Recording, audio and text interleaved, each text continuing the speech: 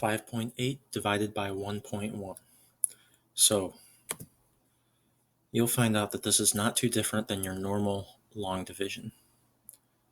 All you have to do is see how many times you need to move the decimal point in this first number to make it a whole number, and say you just have to move it once and it will turn into 58, and then you have to do the same thing on this next number. You want to make it even on both sides. And then once you've done that, you can just write it your normal way of writing long division, and we're going to say it's 58 divided by 11, and I know that looks backwards at the moment, but check it out. Okay, now it's our little division hut. And from here on out, it's basically your typical long division problem. We just say 11 will go into 58 5 times to make 55. We'll write that.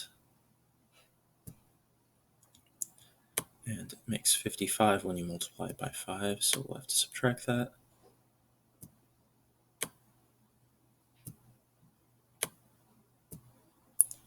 And this makes 3. And now if you're not content to keep that 3, we can keep going as we would when we want to properly divide it all the way. And we're going to put the decimal point and start adding zeros. If this is confusing to you, what I'm doing right now, look at how to convert a fraction to a decimal, and you're going to see more about this. And when we ask how many times does 11 go into 30, well, it'll go in 2 times to make 22.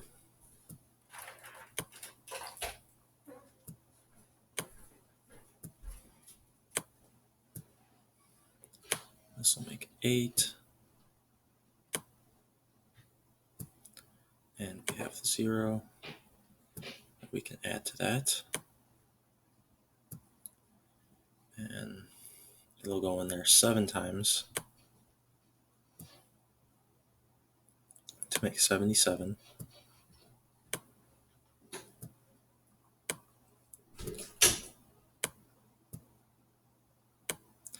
And what do you know? We end up with another 3, and we ended up with a 3 up here, so we know this is actually going to keep repeating.